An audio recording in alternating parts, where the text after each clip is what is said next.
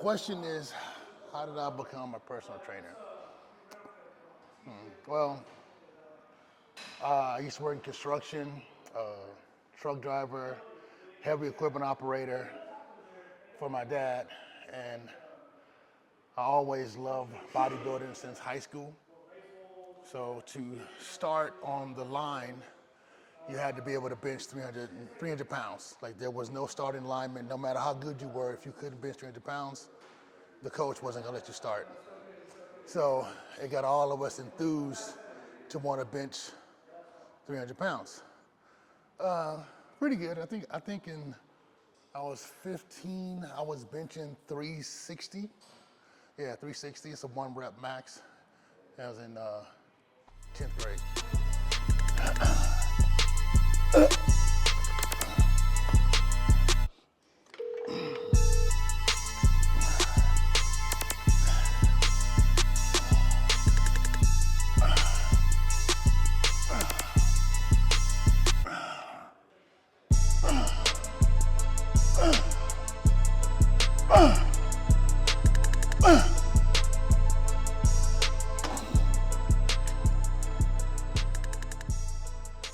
When I got out of high school, I worked for my dad, worked in construction, and I still would work out at night. And I found myself coming up with these routines that I would get from magazines, I would get from guys getting out of prison, I would get from anybody. I would learn these routines, and then I would get a bunch of exercises that I thought were best to suit my body.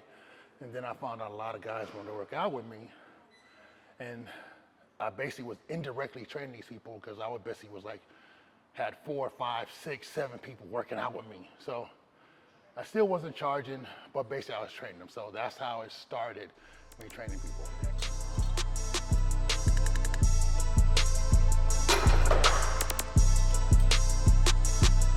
Did you get that on camera? Oh.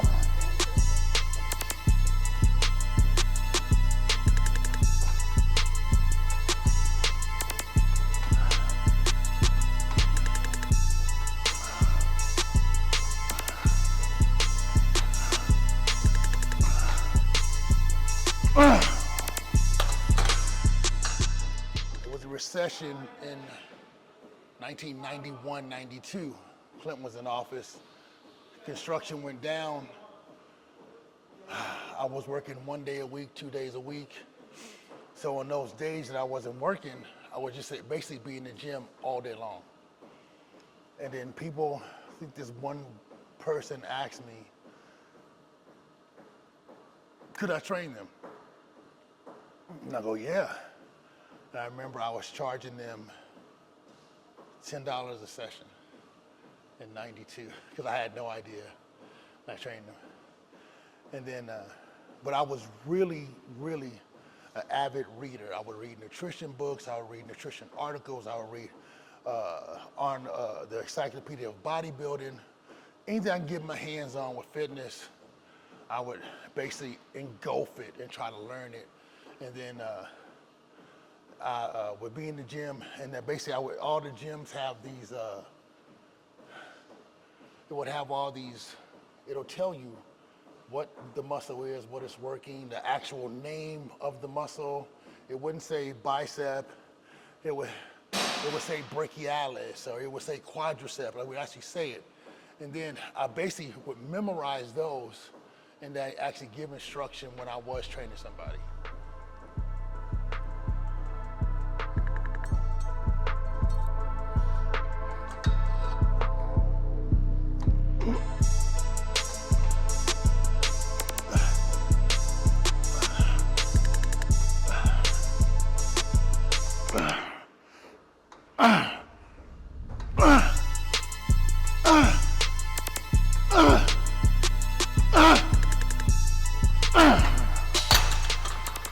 It was some pretty lean times, to say the least, training people for $10 a session. So in my spare time, when I was waiting for a client, I would write diets. Now this is like 92, 93. I would write diets for $7. I would have, and then I would have a calculator in my backpack, a ruler, graph paper, or legal paper, and I basically would write out a diet for people in the gym for $7. And I found out that I was actually making more money doing the diets than I was actually training people. So I didn't, this is like, the internet was around, but it wasn't like everybody on the internet. So I had no idea that I was actually doing online dieting. I had no idea. So people would walk up, they have their $7. Oh, can you write me on a diet? And I don't eat this, and I don't eat that, and I don't eat this. So then I would find myself, I would go to the supermarket and to get the macros, because it wasn't these online things where you could just type in and get the macros. You actually had to go to the store, grab the can of whatever it is, and I would steal the label off of the can instead of trying to memorize it. And then I found out after that there's 4 calories in every 1 gram of protein. There's 4 calories in every 1 gram of carbohydrates. There's 9 calories for every gram of fat. Then I learned the difference between good fat and bad fat. And you start learning these things, and I found out it was easier just going 4 times 20, 4 times 6, 9 times whatever it is, and I would get it faster than going back and forth to the calculator. So it forced me to learn all this stuff in my head. So basically I could write out a diet with all the macros for in about 8 minutes. Boom, boom, boom, boom, boom, boom. If not, I would go through my book bag, pull it out, black beans, blah, blah, blah, this, that, like that. So that's how that started.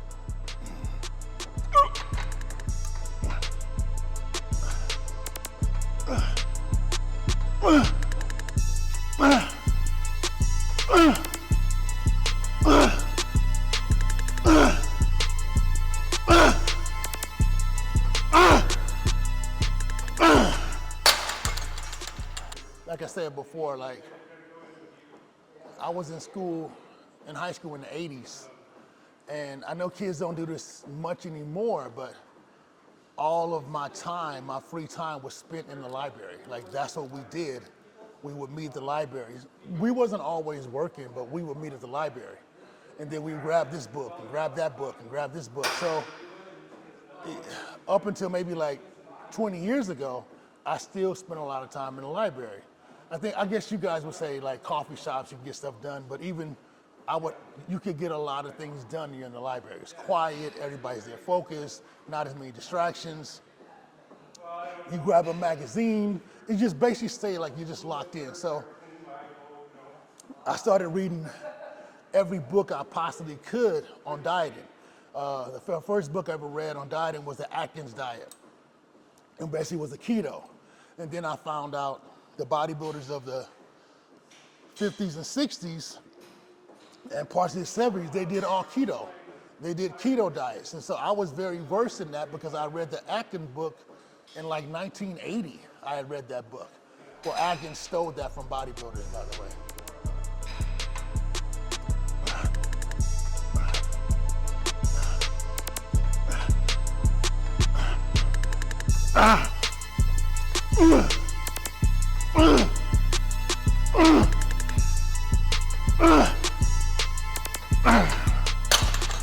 I had this knowledge of dieting, workout philosophy, but I still wasn't making money. Like I wasn't making money. And I started hanging around the pro bodybuilders, and a lot of those guys had nutritionists. Well, there was only a few nutritionists. There was Phil Goglia, Chris Aceto, and Chad Nichols. It wasn't like all these nutritionists. It was only like a few gurus, like 3 or 4. That was it. And so I would get the diet and I would dissect the diet that was given to them. And I said, oh, doing this. And I would try to guess the next move that Aceto would make, or that Chad would make, or Phil Goglia would make. I would always try to like guess it. Now the 3 names that I mentioned, Chad Nichols, Phil Goglia, and Chris Aceto, only one of those guys rose to multi-million-dollar status, but doing nutrition. That's a name you never heard of, Phil Goglia. Because what Phil did, he went off into Hollywood. And he was actually doing that because he knew where the money was. The money wasn't in bodybuilding, the money is in regular people. And then I also learned, even this training thing, the money isn't in bodybuilding, the money is in regular people. And then I came up with this philosophy, bring the bodybuilding lifestyle to the regular people. That was my plan. Because let's say if you go to any bodybuilding show and you take the person that comes in dead last, a regular person would die to look like that. They would love to look like the person that came in dead last. Now in the world of fitness, he's nothing. But in the office building, he's everything. So I found out if I took the bodybuilding lifestyle and brought it to regular people, that's where the money was.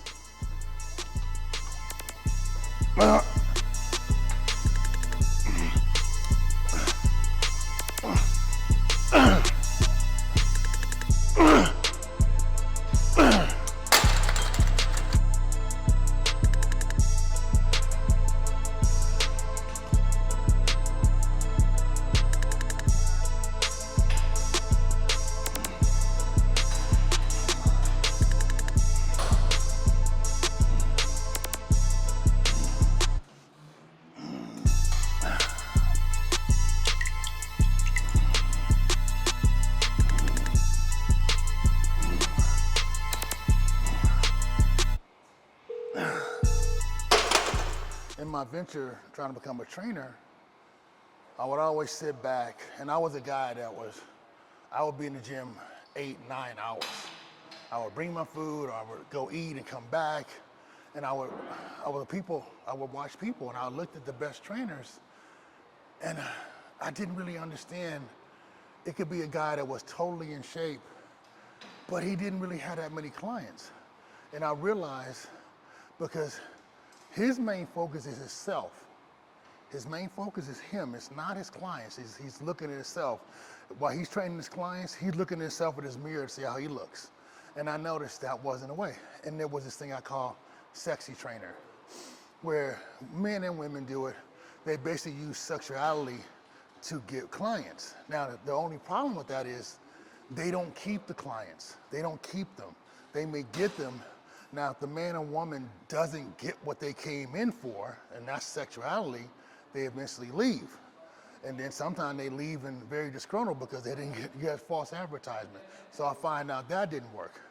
And there was another trainer, was super intelligent trainer, where this dude had this vast amount of knowledge, but the clients wasn't changing, like it wasn't changing. And I realized, like, okay, how do you get a client? How do you keep a client? How do you change a client? How do you get a client and you pull them through, like you pull them through? And that was the dilemma I needed to solve. And that's what took years for me to understand the problem of getting a client, retaining the client, and reaching their goal.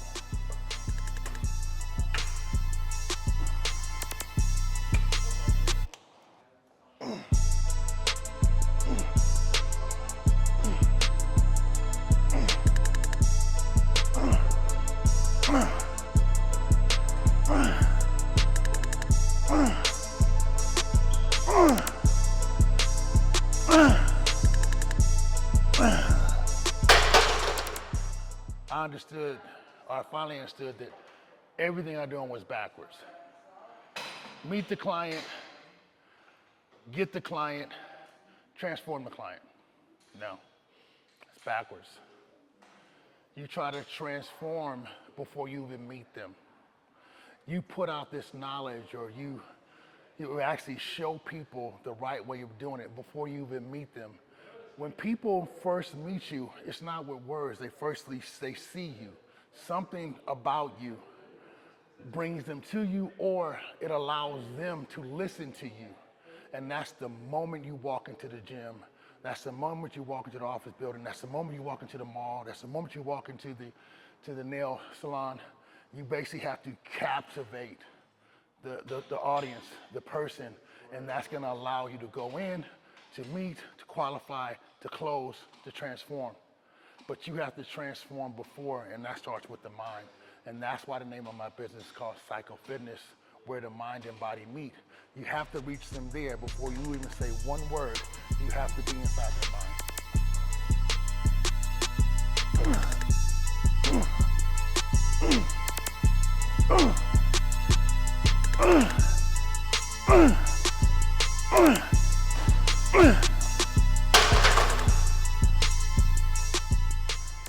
So you would think, as I'm saying, I'm in body and fitness. No, I'm not in body and fitness.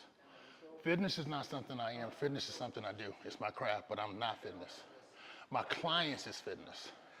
I'm not in bodybuilding. I'm around bodybuilding.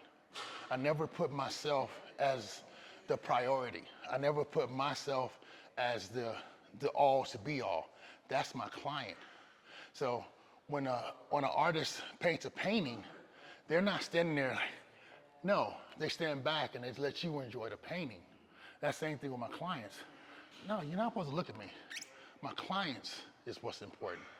Now, it doesn't matter if this person getting ready for the Olympia or they're getting ready for high school class reunion. They're the star, and never can you make yourself the star. Now, not to go back to captivating that you have to grab them. All good movies, the first 5 minutes, they grab you. That's why the movie starts out with an explosion, or it starts out with something titillating or salacious to grab your attention. Because they know in the art of making movies, if it doesn't get you right from the beginning, you're lost. The chance of them bringing you back after the intermission are slim to none. So just like this, when you're getting clients or pulling clients, you have to grab them with no words. You can't be over the top. It has to be about them. I'll give you an example.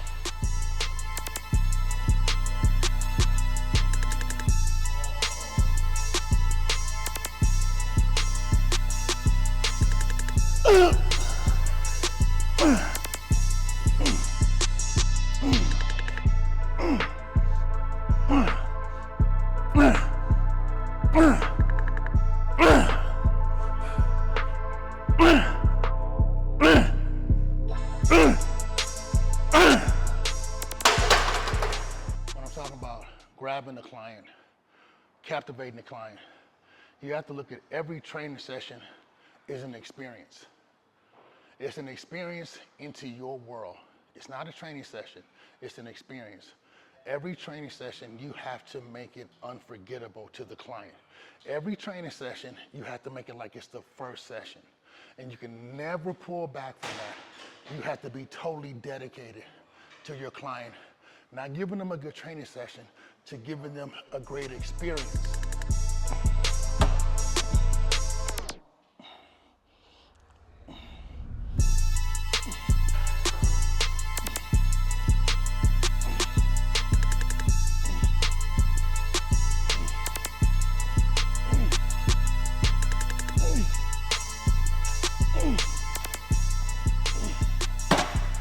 It's a much longer story about how I came to be who I am in the fitness world. I think it's pretty interesting, and I think you can learn a lot. But I'm offering a mentorship program to trainers, up-and-coming trainers. Even if you've been in the business, trainers. A lot of people don't know you could easily make $200,000 a year part-time in fitness. I don't know if people know that. I don't know if people understand. But fitness is the kind of thing, the more you put into it, the more you get out of it. So I'm offering a mentorship program where I will show you how to get clients, retain clients, transform clients, diet, nutrition, supplement, protocol, and if you live in California, we have a facility here for you to train them at all in one price. The price is going to be $800 a month. And you get to train your clients here. I will assist you with all of your clients, and it's basically Psycho Fitness 101, how to get to where you are, how to invest your money, how to save your money, how to basically get your own facility one day, and just everything that I possibly know, I'll be there to teach you all of it.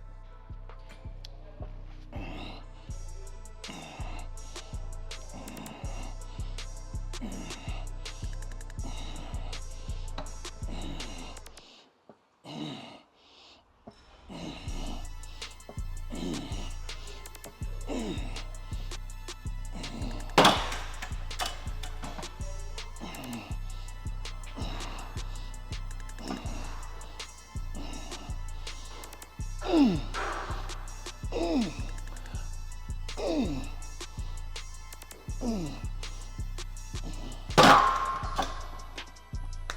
right, so check it out. That is going to be a slight shoulder workout and a brief history of how I became personal trainer, how I became psycho or psycho fitness. So check it out.